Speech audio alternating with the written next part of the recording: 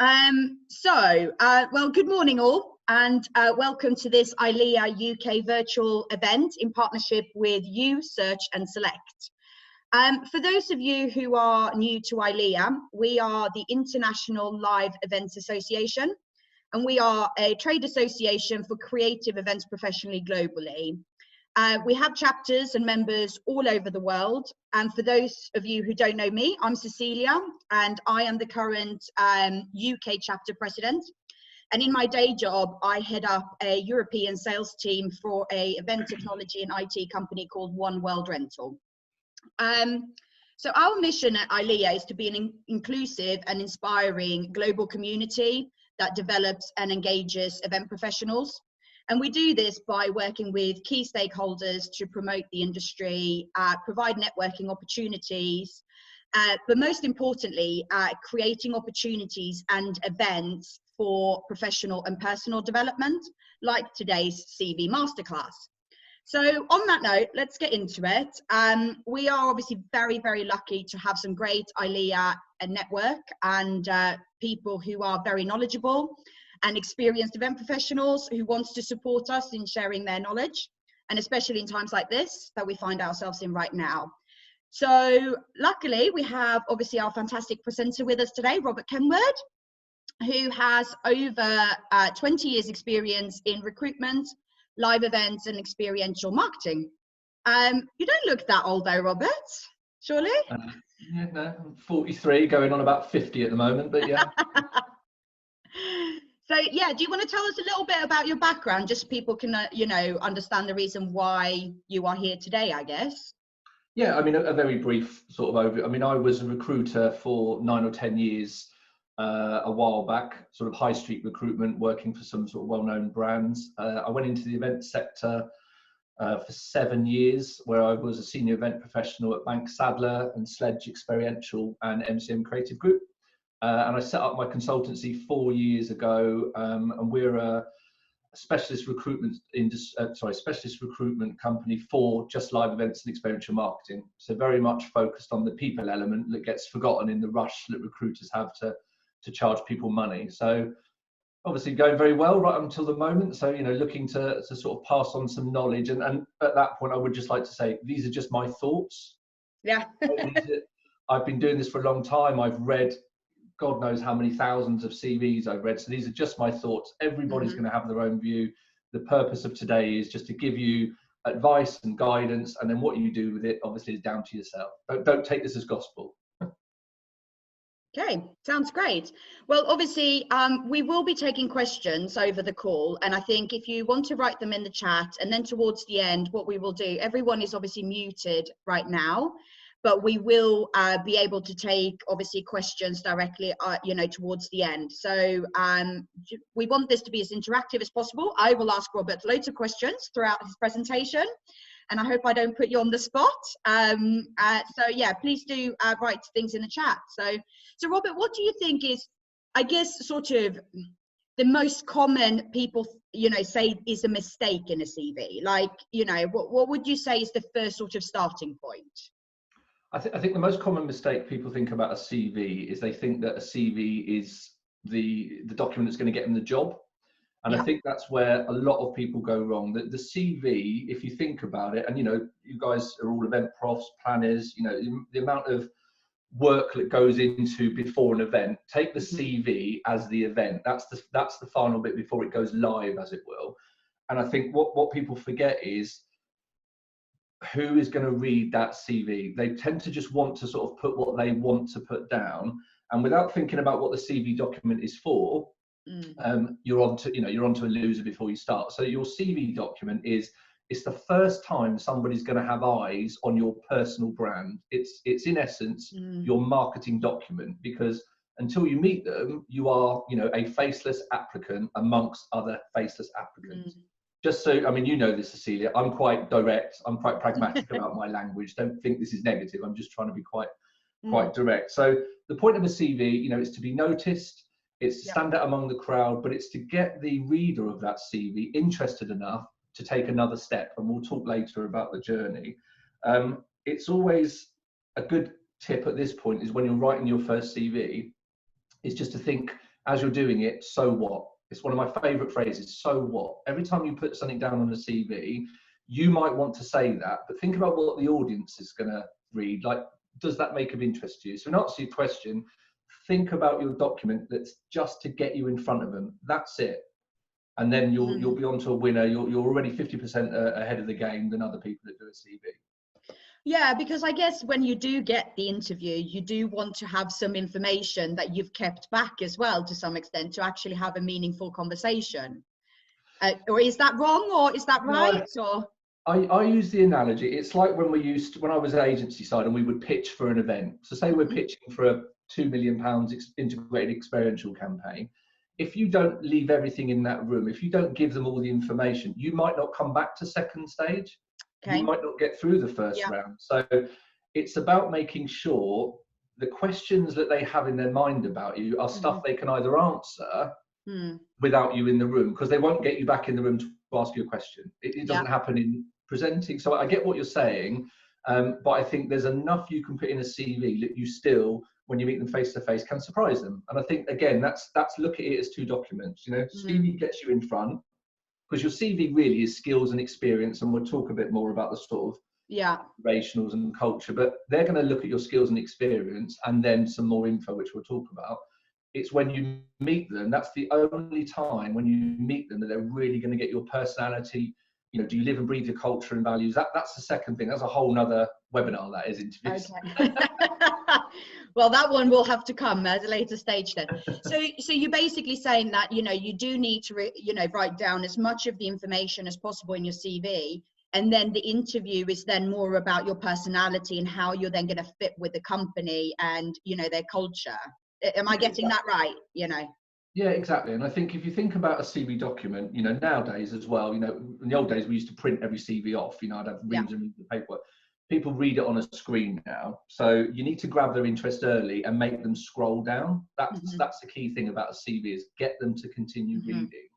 And yeah, absolutely. You've got to get into that yes, no, maybe pile. And it is as basal as that. There's a yes, no, maybe pile. And then they go back to it and go through again. So you get to get into that yes pile. So what would you say is the most common mistake you've seen in a CV? Like, or in CVs in general? Like, what's the sort of faux pas that people continuously do, but you would say they shouldn't do? Cool, you sprung that on me. That comes later. Sorry about that. I think there's the one key thing. I mean, this is just off the top of my head. The one thing that annoys everybody, and this is the only time I will say to people listening and watching now, if you don't put a contact telephone number on your CV, you are mental. You are asking for trouble. And I know people think, well, I do that, but you wouldn't believe the amount of people that don't put even an email or a contact telephone number because of things like data protection, or they're using a CV that maybe they've sent somewhere else that they didn't. You always have a last run through. And I know it's very simple, but if you're not putting your contact details on your CV, I mean, that is the one and only. And I mentioned this later as well, another very annoying thing, and not annoying, but also from a CRM software side, is when people save their CV as like RK30/4/2020. So that to me means Robert Kenwood, today's date. If you're emailing that to somebody that's getting 50, 100 applications, they have no idea what that means. Yeah. So if you're putting yours in, you put Robert Kenwood, and then the title of the job you're going for, Robert Kenwood, Chief Talent Officer. Because again, think about your audience. You know, it's about making their life easier as well. Just like as event professionals would make your clients' life easier. Don't want them to have questions, and you know the questions they will ask. I've seen it when I'm doing budgets, and they're saved as, when I was event side, they're saved as some random series of digits that means something to the Progco or the PM, but I don't know what that means because they haven't told me. Yeah. And I think, as we've talked about before, I've, been an applicant, I've been, the hiring manager, as well as being on a panel. And I would completely agree with that, because I think, when you do get a CV through, and you can't go back through all your emails that you're getting to find a contact number or email. You want to have it, on the CV, because you often save it in a pile and then go through it in one one go, or it's obviously done via the recruitment team in your business who will just forward it on to you. And if you want to then contact them directly, then obviously, you want to be able to do that quickly. So I absolutely agree with that. I think it's very important to, if they pick up that one piece of paper, they need to have everything on there that they need to be able to do it. Yeah, I mean, on that subject, we've got the next slide is, just some general sort of colloquial ones. These are everybody, hears, and as I said at the beginning, everybody will have their own opinion, 1 page, 2 page, all of this sort of thing. So what I thought I'd do is just do a bit of a brain dump of what I call the mythbusters. I'm going to ask you what you think to this. So that little picture is yes, no, maybe. That's what that's supposed to be. I'll ask you a few, and if people want to put it on the chat, great. But we'll just do some obvious ones before I get into the real nuts and bolts and give you some takeaways. Right. So one I always hear, pictures. So pictures of yourself on CV. What do you think about that? So I was actually going to ask you a question about that. Nice. Well, this is my personal opinion. I would say yes. Okay. And then there's people who's now writing in the chat, no. There's a lot of exclamation marks. I think, to be honest, for me personally, I think, and again, I want to hear if you think this is wrong. I think if it's, in the creative events industry, I actually want to see creative CVs. People who's gone to a lot of attention of making it look nice. And, even if they're in personal branding or anything like that. And if there's a small picture, I actually don't mind that at all. I feel that there's a bit more personality in it, but that's my personal opinion. No, absolutely. And just on that subject, in case I forget it later, obviously we're in a creative environment. People want to put graphs or infographics or visuals. If you're going obviously for a designer job, or even if you are doing a graphically led CV, always send a second copy as a PDF or as a Word document, because that document you've just said with pictures and infographics will not filter into their CRM system. Or the dreaded ATS, which is called applicant tracking system, which is the bane of my life. But if you are going to send a creative CV, send a second one in as a PDF and Word. That's just a bit of advice. So my personal opinion is no.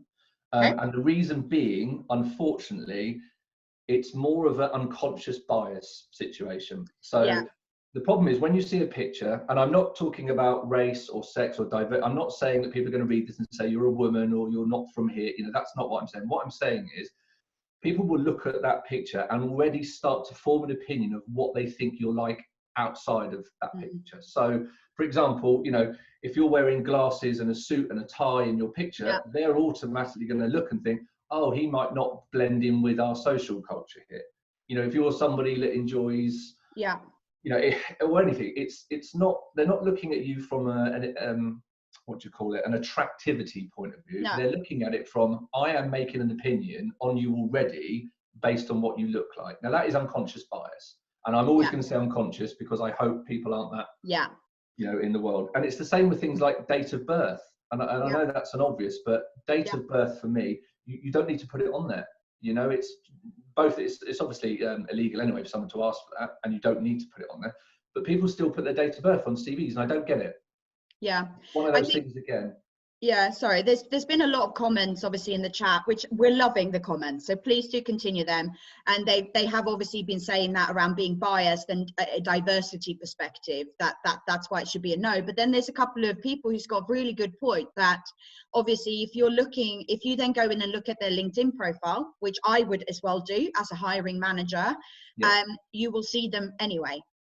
So I mentioned that on the CV about putting social links as exactly. Well. So I guess you could see it from both perspectives here as well. But then more. How many pages do you think a CV should be? Oh, well, mine is 2 pages.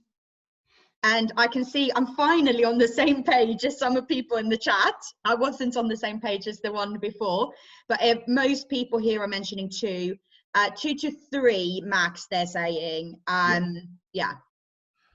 give you the answer from a recruiter and a hiring manager with 20 years experience, okay? We don't care, right? The point about a CV is not to get hung up on how many pages, it's about the content. It's the same as a a call list, you know, a show call. It doesn't matter how long the notes are, it's what I'm reading and you're getting me through. So for example, it takes a recruiter or a hiring manager will scan a CV before they make a quick decision on whether to read your CV. Okay. Yeah. How many, and I'll give you a clue, seconds do you think somebody reads your CV before deciding, scans your CV before deciding whether to read your CV? If I think back about my own experience, I would probably say about 30 seconds max. So, and this is just on my experience and talking Yeah. to recruiters and hiring, people will spend 6 seconds scanning your CV, scan to decide whether to read it. Okay. Then they spend about 30 seconds reading it through. So if you've sent someone a 9-page document, yes, of course, you know, that needs to be come down. From my point of view, it doesn't really matter. The only thing that you think about is if you're printing something and it's on both-sided copy and you've done 3 pages, you might as well have 4 pages because it's going to come on 2 printed pieces of paper. If you've done 2.5, that's last bit of copy is going to look a bit silly on its own. So I'm sure you could put that into 2 pages. But the answer is, it's the role you're going for, and it's a common mistake. People use a generic CV to every single role they apply for. Now, the problem again, and you're going to see this now, is people are applying for lots of roles because of the situation we're in. But you must take time, even if you just filtered, you know, creative, corporate, in-house, external, and have a separate CV for each of those sectors, not for each role you're going for each of those sectors, because then your CV will change from 1 page to 3 pages. The whole thing about a CV. Oh, can you hear me? Yeah, we can hear you now. Sorry, you cut out for a second. The whole thing about a CV is making someone read through it. And I mentioned this at the end, it's like a book. It's getting them to the end of it. Things like where, I'm just going to run through them for time now, but things like where you live, you know, don't put that you live in Milton Keynes or that you live in Reading or something, because somebody that will read that CV might not know, say they're based in Canary Wharf or centre of town, they might not know that actually you can get from Milton Keynes to the centre of London quicker than it used to take me from Richmond to Camden. Yeah. So again, unconscious bias. Someone will just think, I don't know that. That's going to go in the maybe or the no pile. So don't put where you live. Don't put your address. Don't put anything like that. Your email. You know, God, I've had some of the funniest emails. sexybabe@aol.com. You know, think about the people you're sending this to. You know, if you haven't got a professional email address, just get one for your CV. Little things like references available on request. We don't need to see that. If it's it doesn't matter if it's there or not, but we don't need to see it. If it's going to be the difference between going on to another page or not, you know, just leave it off. It's not a problem. There's some very quick myth busters, and the biggest one I hear is covering letters. Yeah. So again, I'm just conscious of time. So covering letters for me are a waste of time. As a separate document, I believe they're a waste of time because there's a personal profile, which we'll get onto later. The personal profile is the top half of your CV. That personal profile, that is your 30-second pitch. That is your introduction to you. That should have everything I want that I need to be in a covering letter. And the reason being is twofold. One, it's time. I don't want a second document to read. We've just talked about that. And this, when I say I mean, you know, the wider community. The second is, think about, again, the journey, and we talk about this later. You send your CV in with a covering letter. That person is collating 5 or 10 CVs to send on to somebody else. That covering letter, 9 times out of 10, will not go on that email. What goes on that email is your CV, because they are saying, I have done an initial selection. Here are the people I want you to look at, and they send your CV. So your perfectly crafted covering letter could get lost. I'm not saying it will. Yeah, it could get lost. If it's on your CV, it's never going to get lost. So, for example, obviously there are companies out there who are requesting a covering letter. Well, in that case, would you say then that the covering letter is more likely to then be looked at for someone in like, you know, the HR team or recruitment team? So what should you focus on in that covering letter if they do ask you for it? Is it more around how you believe that you are suited for that business because you still have the personal profile, or, you know, how does that work? I mean, if somebody's asked specifically for a covering letter, they should hopefully give you an overview as to why. You know, we're looking for this. Please write your covering letter here. Your covering letter can be, you know, a third of a page, or, you know, 300. Usually about 300 words is a good idea on that sort of subject. With regards to your CV, you can then do a condensed version of your covering letter. If your covering letter is why you should interview me, then yes, absolutely, put it on your CV, but condense it down. So it's like when you see people's social media copy on LinkedIn, you'll see long form, 1,300 characters or 1,200 characters. They'll put the same content onto other platforms, but they'll just tweak the content for the platform. 280 for Twitter, so-and-so for Instagram and Facebook. But it's the same content I'm reading, so I'm getting the same sort of feel and consistency of message. Yeah. Because again, what you've got to be careful of is if your covering letter says one thing and your CV says another, and without them they're useless, somewhere along the line that's going to, you know, not help. Yeah. So I think Gemma asked a question here, and I think we sort of covered it, but do you think it's detrimental if you do repeat the content of your personal bio in your cover letter, or should you keep it, not detrimental, but should you keep it different? Or do you think it's okay to copy it in case it's two different people seeing it? I think you would copy it, but sort of change the language, and be very careful though. Personal bio is a term that people think at the beginning, but it's not. It's a summary. Think about that bit at the top as not a bio. You're not brain dumping. You're not telling me I've got 25 years of event experience, I'm really professional and punctual, and I'm a lovely person. You are selling to me why I'm going to read the next bit. Yeah. Okay.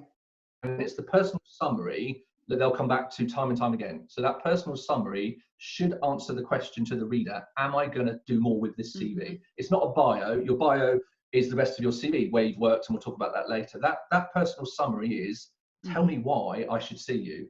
And that's the same as a covering letter. A covering letter, you would say, you know, maybe you could, and we'll talk about this later again, but you link into maybe stuff you've seen, or they've asked you specific questions. Put that in your personal summary. Make them realise that you haven't just generically sent that CV to 50 people. Okay, no, perfect. I just want to let everyone know that I'm constantly looking at the chat, and I know there's a couple of questions there that will, you know, I know some of it Robert is covering, so I'm not asking them straight away now because I don't want to put you on the spot again. But some of them I'll ask at the end as well. So keep the questions coming. So Robert, I think this is sort of explaining a bit more who is going to see your CV, right? Which I think is very helpful for you to write it out. Yeah, and I think it's, for me, it's again going back to that preparing. It's understanding where your CV, whose hands it goes to, who has eyeballs on it. So, you know, bear with me, I'm not a graphic designer before anybody, you know, takes the mickey. But as I said before, hence the picture, at this stage, you might be the most creative person in the world, but you're a faceless applicant at that stage. And I know that sounds negative, but these people that are hiring receive 20, 30, 40, 50, 100 applications to these roles. So you have to look at it. So your CV, obviously, this is supposed to be a funnel. So your CV is going to get in front of what's called the hiring manager by these ways. Now, these are the general ways. So HR, internal recruitment, you know, they've got your CV from a previous application. They've been referred. So that's an internal person saying, here is someone I think you should look at. Speculative approaches, you know, you've just sent them a CV on the hoof one day saying, if you ever are interested, here I am. So you've just sent a CV to them. Job advert, you know, speaks for itself. There's a live role, you've applied for it. An external agency like myself, so hopefully everybody's a specialist recruiter, but look, that's been through a lot more. You would hope an external agency, there's a lot more pre-selection, but let's just assume like 80% of the recruitment businesses in events, it's not gone through a lot of selection, so it's coming into that funnel.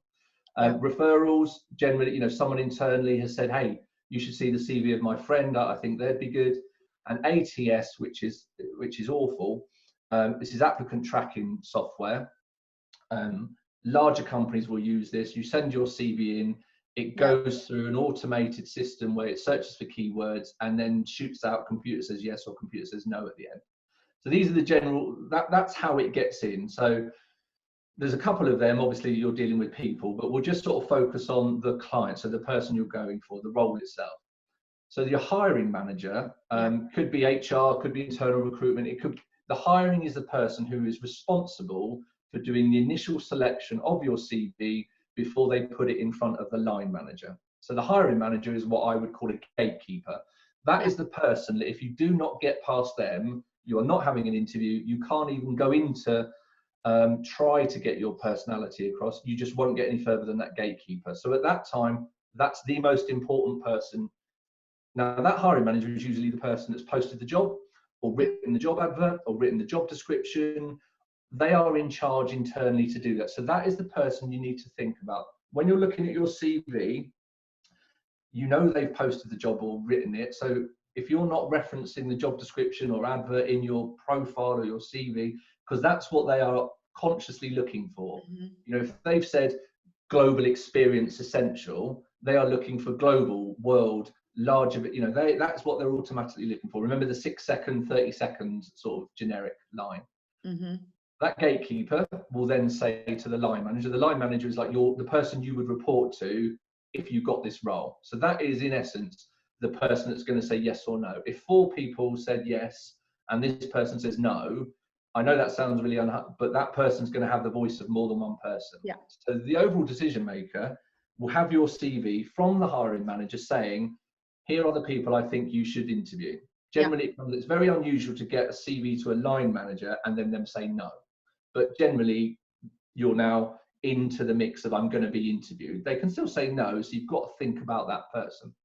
And then the hiring panel, generally, you know, there's 1, 2, 3 other people that might be involved, whatever the company decides, and they're called stakeholders. So they are going to be the ones, unfortunately, that will print your CV off the day before or an hour before they have their meeting with you, because they've got other things on their plate, and this is just what they do. So the hiring manager, in overview, is basically paid to do this selection. The line manager wants to find the person to work for them, and the hiring panel are going to work with you and be part of your team moving forward.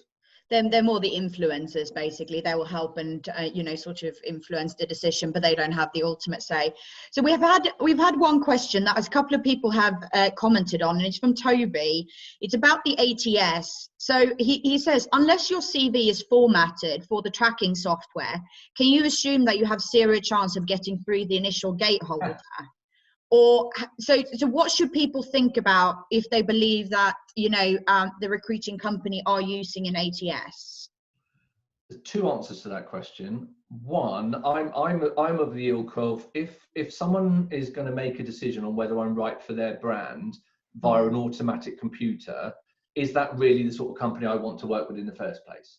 You know, if they've invested their entire growth plan, culture, values piece on a computer will decide, I would straight away be thinking, is that right for me? Now, that's just me personally. The second answer to that question, yes, ATS software, like there used to be an old trick that you could say, like you were going for business development manager.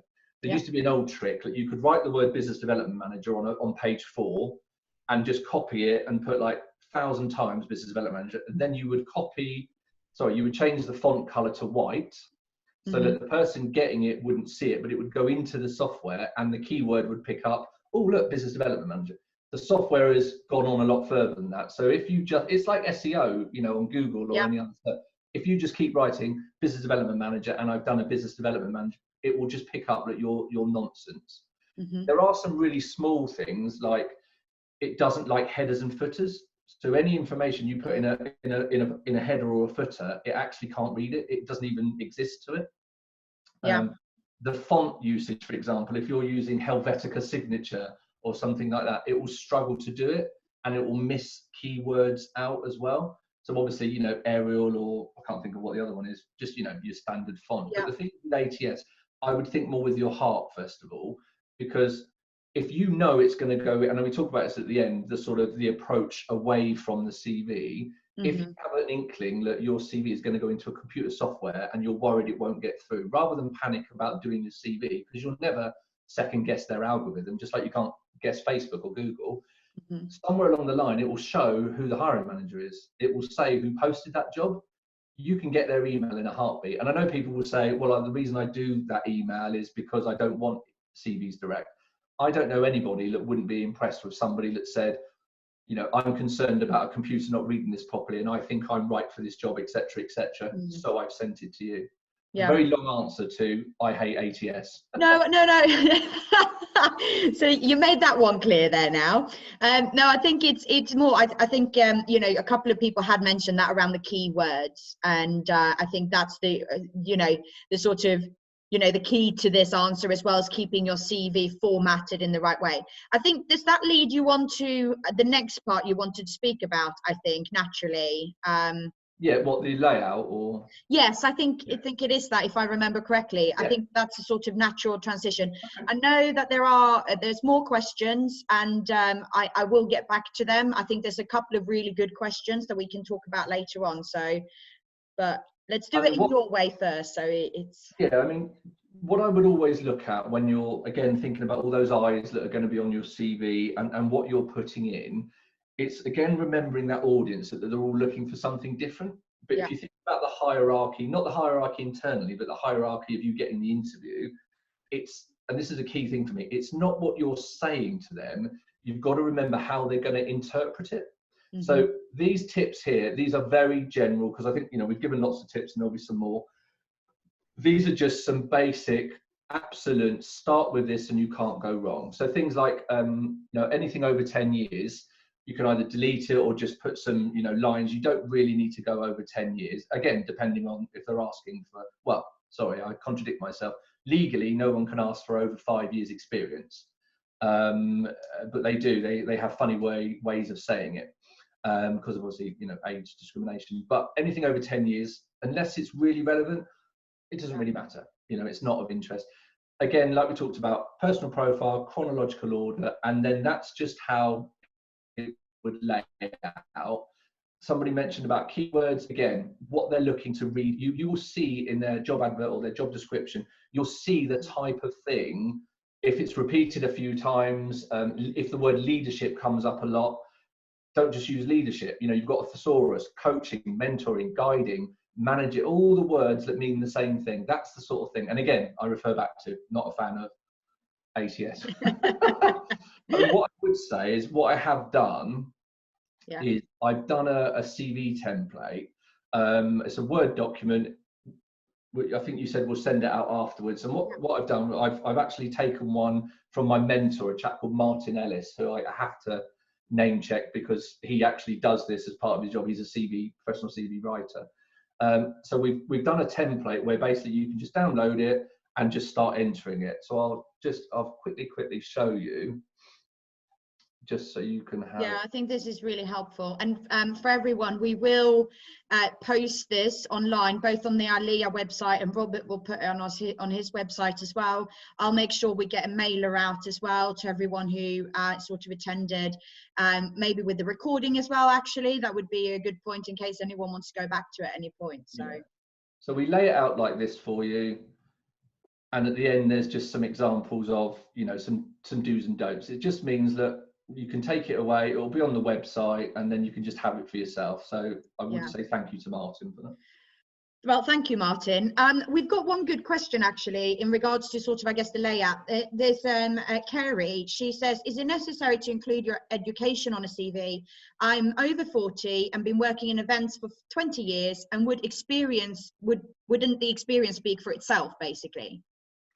Again, it depends. You know, it's like if you're putting a degree or they've asked for a bachelor, you know, if they are asking specifically, then yes, put your education in and go into a bit more detail. You know, the module you took, the result you had. You know, putting I've got 9 GCSEs or 5 O levels, it's, you know, it's not really needed. And you're right. You know, some, I'll use unconscious bias again. You know, they can work out. Somebody can quite easily work out my age from if I put my GCSEs down. It's quite simple. But again, I wouldn't do it. I would put education and training down if it's relevant to the role. Okay. If you've done a degree, if you've done a master's, an MBA, anything like that, I know you're very proud of it. There's absolutely nothing wrong with putting it down. I'm not saying don't do it. But again, ask yourself, so what? Does it add value, or is it taking eyes away from the valuable space, which is your CV? Fair enough. So that leads me on, I guess, to 2 questions. What about, I guess, attachments, sort of, additional document to, because there was a question previously, I think, about a couple of events managers, and ADs, etc., who's obviously worked on some high profile events. And if they want to make that, is it worth making that clear at that stage? Should they do that via an attachment, or, what's the thoughts on that? Yeah, I mean, if you go back to what I mentioned about at that first stage, don't leave them asking questions, give them the information. Yeah. If you're going for a head of creative role at a live events B2B agency, for example, what people I think do wrong is they have one portfolio that they want to tell the world about. Yeah. If you want to send me a portfolio, absolutely fantastic. But if it's completely away from the role we're looking at, that doesn't make sense. So yes, send it over, but also just going back to what we talked about earlier, you can also put a link to it. So a lot of things nowadays, people don't even print stuff out. They might not open another document. Make sure you put a link in your CV, and always save it as a PDF. Don't send it as a Word, because somebody can play around with your CV. I know that sounds a bit scary, but always send it as a PDF, not as a, I can't think of anything else off the top of my head, but JPEG, you're safe as houses with JPEG. So in answer to your question, yes, send your portfolio, be proud of your portfolio, but make it relevant to what you're doing and why I should read it. And also give me a link where I can send it. Because again, if I'm sending that CV onto the line manager, I'm not going to print your 30-page document to give to them. I want to send them a link and say, hey, have a look at their profile or portfolio here. And what about personal, I guess, more personal details like hobbies and things like that? What's the thoughts around that on a CV? I mean, again, going back to that, so what? And I know that sounds terrible, but what you're writing on a CV, if you think about what the document is, it's a marketing document. The fact that you and coach the local rugby team is really important, really valuable, but that's a personality approach. You are not going to get in front of an interview because you coach the local rugby team. That isn't going to happen. That's something that when you meet the line manager, meet the stakeholders, that's when you start to get chemistry. Now, of course, if your hobby as a head of creative is I teach InDesign at the local youth centre, of course, that's absolutely fantastic. But nobody reads your hobbies with a view of I'm going to see this person because they once were an Olympic swimmer. It's more, that's more personal. That's when you're in front of people. Again, short, sharp, to the point, make me want to meet you by giving me the answers though. If the question on the job advert doesn't say we're looking for, if it says team players, use your common sense. If it says we're looking for team players to work as part of a team and it mentions team, yes, you could mention that you've done sports at a high level, playing team games, because that's relevant. But again, so what? Why would I write it down? Why would you read it? Yeah. And I think it leads on to something I was going to bring up, and Natasha has just asked a question around volunteering in events, because I guess for me as well, I recently changed jobs and was writing CV, and obviously my position and my volunteering for ILEA is obviously very important in terms of what I do in the industry. So that's a big part of my CV, and I actually utilize that in my personal profile, because it's related to obviously the industry, but it's also showing a bit of personality for me that I want to give back and things like that. So I think volunteering in the industry that you're working in should be mentioned, right? It should be made very clear. And you've hit the nail on the head though. I mean, where generally do people put hobbies and interests? Where does that usually go? Probably at the bottom of the CV, right? At the bottom. So like we said, if people aren't reading your CV, they're not going to read it anyway. If you think it's important, and you said it yourself there, put it in your personal profile. That is the place to put. I enjoy my volunteer work as it enables me to reach a wider network, rather than I'm a professional, personal, punctual, nice person. Generic buzzwords do not belong in a personal profile. And I would say that, as when I've recruited in the past, if there is anyone who hasn't had maybe ideally the experience I was looking for, but in their profile they're writing things about volunteering and things that relates into traits and skills that I'm looking for in their personal profile, I have still seen them. And I think that leads on to another question that comes up. If you're looking to change career, or say that you've been working for ages in, say, a venue, and you're looking to go in-house as a corporate event professional, for You're example. going to ask me about transferable skills, aren't you? Like, how do you make this come across on a CV type of thing to still get you that interview? So I'll give you an example. I use this with the Event Profs live talk the other week. Again, it's that unconscious bias. Very generically, three main areas in the events industry. You know, in-house, so corporate itself, agency, or client. You know. Yeah. All three of those sectors have an idea of the other. You know, corporates think that creatives throw money, you know, burn money, have dogs, you know, expose brickwork, that sort of thing. Creatives think that corporates work 9 to 5 and all they care about is the budget.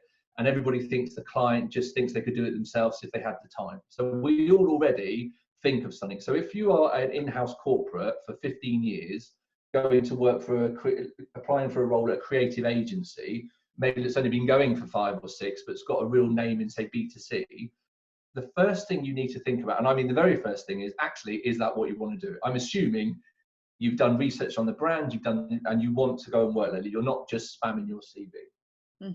It comes down to how you put it in your CV. If you've spent the last 15 years doing RBSs, B2B work, or their internal comms, and you're going to an agency who works with Uber, Google, Adidas, Nike, and does all their B2C integrated campaigns, is that actually the right move for you? And again, it depends on which level you're going in at.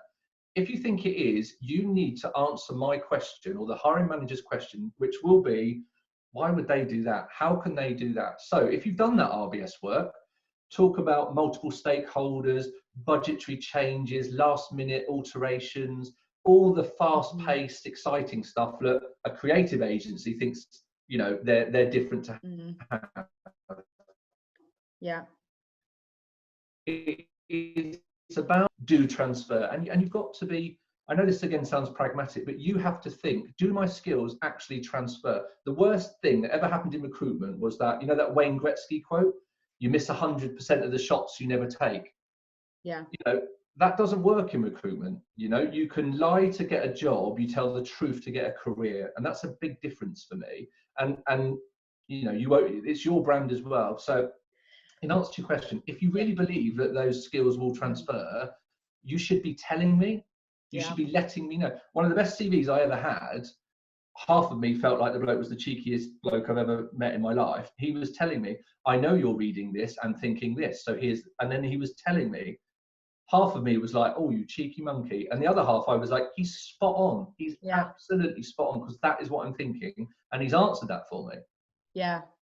No, and I think as well, if you're looking to change it, it's obviously about the transferable skills, but this is also where maybe your personal interest and things can come in as well, around if you are looking to change because of your interest in, say, you want to move into fashion, you know, having written a fashion blog for 10 years or something like that, is things like that, you know. So I think it's balancing versus like what job you're looking for and what you think that they, you know, as you said, so what do they want with them? Point there, as a great example, if you've written a fashion blog for the last 5 years and you've got X amount of followers and your engagement levels, personally, I would actually put that in as one of your previous experiences, one of your roles. You know, I wouldn't waste that in your personal profile if it's relevant, because you're going to a fact. So you could then have a whole piece in your CV that said fashionista blog, whatever it is, you know, date you started it to present, and just have it as a role, because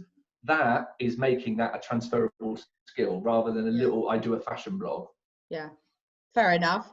And there's one question about, and I think this goes back to as well, you know, like if you're taking a gap year or something like that. So say you've been looking after your family for a couple of years, you know, how do you, what's your sort of suggestion? Do you put that on a CV, or do you sort of, you know, if you don't put it in there, what does people think about that gap? You know, how do you put that? I know that people think, and I get it, because I know, you know, 80% of recruiters people think are monsters, but we're also, you know, humans at the end of the day. And again, the one that I see the most is obviously mothers coming back from maternity breaks. You know, there's nothing wrong. You just put, you know, the date and what you did. You don't really need to go into detail. You see some people that feel like they're having to sell the fact that as a mother they were juggling budgets or juggling travel. I mean, that actually will put people off, because we're not stupid. You know, if you have traveled to India building wells for a year, just tell us. Just say, traveled to India, wanted to take a time out to volunteer, really enjoyed it. That's it. You don't need to try to make that a transferable skill. That almost will work against you, and it's a waste of time on a bit of paper. So is it better to put it in there versus having a gap? Oh God, the problem is with gaps is, again, and we all do it, we will assume the worst probably. Why is there a gap there? Why is there a gap? So what you're doing is you're focusing their eyes and their brain to the area you don't want them to focus on, and they're missing all this other wonderful stuff. You know, it's that horrible thing. You know, you've got 100 things to do right, you do 99 of them perfect, and the one you don't do right is the one that people pick up on. Because what you've got to remember is that hiring manager, and this I think, you know, goes to all of us, we don't want to say no. Let's get that really clear. I want to read a CV and be like, yes, this is the one I've been waiting for. So we're not looking to say no. We're looking to make sure that when we say yes, we know why. So if we see a gap, we go into, I need to know the answer to that. Now, if you are in the maybe pile, or you might, and unfortunately, or if you a junior recruiter or somebody that's, you know, recruitment can be like a side of the desk job for somebody. They might not even have anybody that does this full time. You're going to get lost, because they'll just put you aside and move on to the people that are ticking all their boxes. Because there might be 5 CVs that are, you know, perfect. Whilst if you would have just written in the gap, your CV might have been perfect. Yeah, you know, and again, just and I'll say this later on, but I'll say it now. Before you send your CV to somebody, your friends or family, somebody that might not have read your CV before, but maybe knows you. So maybe, you know, I get that they're going to be a little bit gentle with you, but give it to them to read, you know. And if after 30 seconds they can't A, read it, or B, tell you if that's good, it's not good, and you need to listen to that. So, you know, I was hoping to stay away a little bit from the words around COVID, but there is a question around the implications of COVID on recruitment, and basically the impact that it's currently having on applicant hiring processes. You know, is now the right time to move, or, you know, what's your sort of view on this? I know we mentioned in the invitation, but you know, how do you see this at the moment? I think an overall, like a wide brushstroke, because obviously nobody really knows, you know, the government don't know, let alone me. The wider sort of thing is, before, when you were going for jobs, you might have been up against, say, 3 to 6 people. Now you're going to be up against 6 to 15 people, because unfortunately, you know, we're still in lockdown. This will get worse before it gets better. And unfortunately, some agencies will not make it through this. Some people will be made redundant. So the talent pool is 100%, it is going to increase from where it was 6 months ago. That's not negativity. That's just a fact. It's going to happen. We've seen it with the economy. So what you've got to remember, first of all, is when you're going for roles post CV-19, you're up against even more people. So your CV is even more important. The second thing is, on a selfish, think about yourself point of view, this is probably one of the few times in history that in 3 years' time, if someone says to you, oh, that's interesting, you were at corporate for 10 years and then went to a creative agency, all you have to say in the future is coronavirus, and they'll just go, oh, okay, and move on. No one will ask you any other question. You just say coronavirus. They don't want to know in case you were furloughed, in case you made redundant, in case you went. No one wants to get involved in that. So actually, I deal purely with sort of senior roles and sort of C-suite director level roles. And I'm having conversations with people who are actually thinking, one hand, I'm not actually sure whether I want to be in events anymore. But this is a time for me to have a think about it. I'm also having conversations with people where they're thinking, I got so ingrained where I was and wasn't really looking to move. But now, even though I've got my job and I have a job to go back to, there's a wider landscape. There's more happening. Hybrid agencies, the offerings, you know, the channels are changing. So in answer to the question, it's a tough market. Not a lot of people are recruiting. And I get, you know, short, medium, long term. Short term, you might have to take a job because you need a roof over your head and food on your table. No one on a CV is going to mind in 2 years or a year's time if you had a job change during this period and then in 6 months you move somebody else. Yeah. Because, you know, you might have your own situation, and I get that. And we will understand that. So will hiring managers, so will line managers, so will everybody. So it really is, the landscape is going to change, but there's going to be a lot more people out there, unfortunately. Yeah. Yeah, no, I agree. Thinking about it is, you know, when things return back to normal, you know, we are likely that we need to recruit again, you know, because we were in a very heavy growth, you know, phase. You know, and you know, the talent pool is going to be bigger, isn't it? Because there's loads of people who's unfortunately had to you know, leave their jobs. I think the obvious thing from that as well, Cecilia, is we will start seeing, maybe before sort of online manager doing online was part of somebody like that. That will now be a standalone. You will have an online or a head of virtual or an online director or online experience. You know, that will become a sector in its own. There will be a whole, just like 6-7 years ago, there wasn't really a social media manager or an influencer or you know, we evolve, we keep going. That area, and I was talking to one of the universities the other day, they don't train anything about online as part of most master's degrees, MBA or anything like that, because it's generally seen as an add-on. Yeah. Now, you know, on your CV, that's one quick tip as well. Don't wait until you change jobs to update your CV. You know, every time you learn a new skill, just brain dump it. Just brain dump it on your CV, and then when you come to do your CV, yes, make it look pretty. Yeah. You event professionals now, I was talking to a group the other day, and they were telling me what they were having to do to get their event from a live to virtual, and the skills they're learning in a short period of time. You know, and in 6 months' time or 9 months' time, you will forget what you did, because event people, as you know, very hardy. They just get on with it. Yeah. Get that down on paper. What have you learned during this period, so that when you come to do your CV, you'll be surprised how much that will be important to your next role. Because I guarantee the next people who recruit will ask you, do you have experience of online events? Because everybody's scared, you know.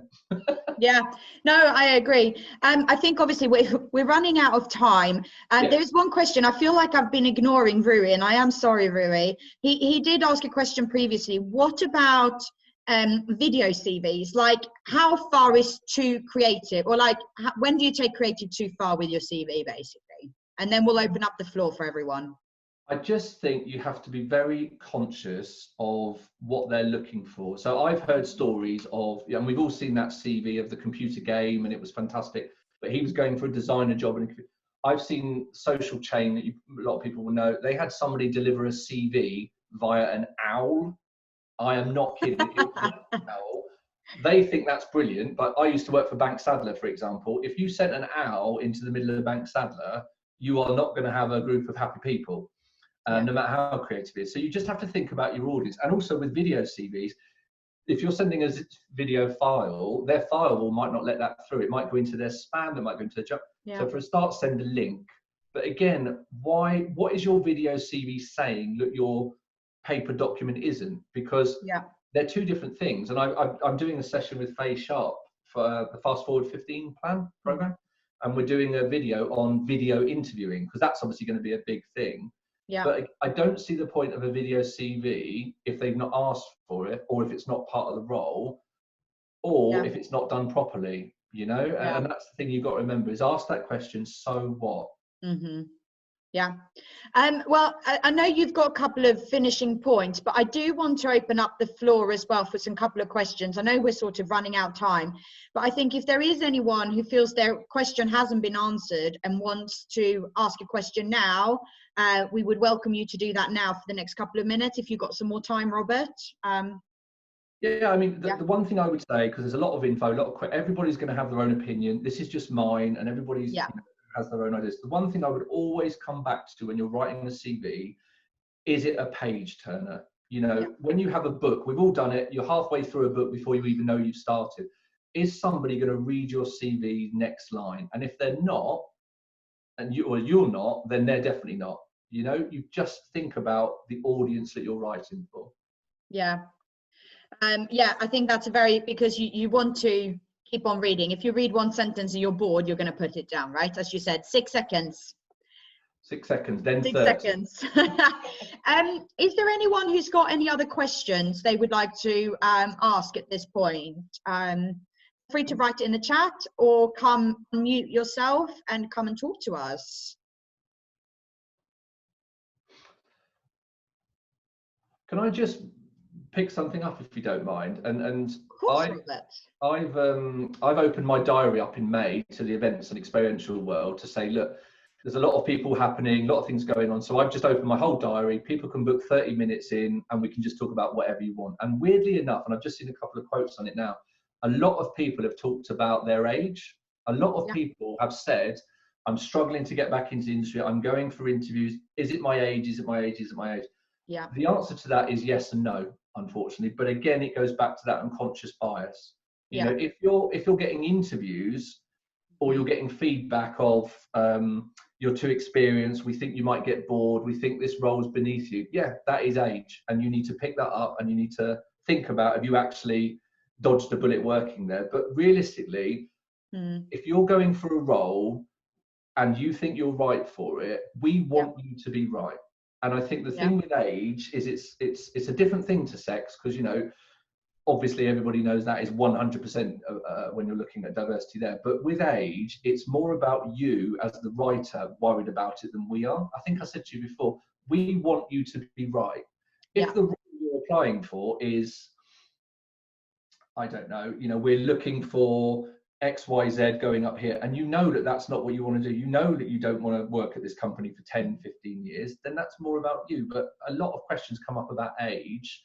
And again, I find it's more about the people writing the questions worried than it actually is the people the other end. Yeah. And isn't that, you've got to show your t-shirt now, Robert. I don't think you've done that yet. It's the hashtag fitability, right?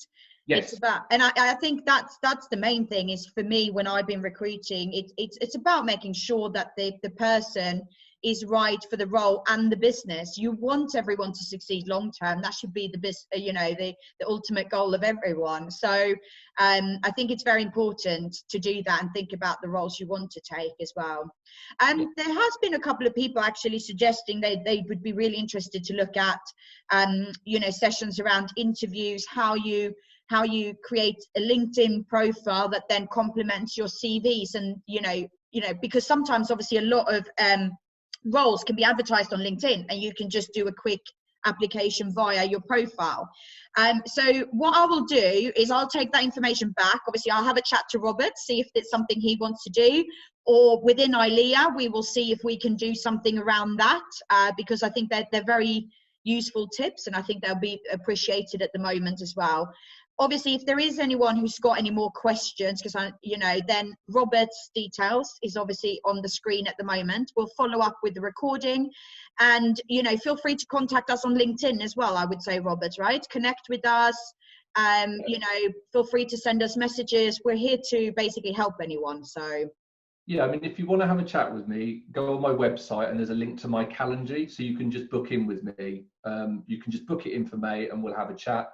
I'll send the template. The template will be up on the website as well, and we'll send it once the video gets done. And yeah, I know it's tough, I know it's hard out there, but the recruitment industry will keep going back. It will start again. Yeah. The event community will get us through this, and when we are finally through the other side, it will go like that. Now, at the moment, obviously, we know that, but when we're out the other side and everything's fine, recruitment, careers, CVs, it will go through the roof because everyone has to get back up to speed very, very quickly. Yeah, and I think everyone in this room now has an advantage over other people who didn't hear this amazing CV masterclass. So, get your CV prepped, and hopefully that will give you an advantage in upcoming, job searches. So, thank you everyone, and stay safe and healthy. And thank you so much, Robert. Really appreciate it. And we will see you all very, very soon. Stay safe. Take care, everyone.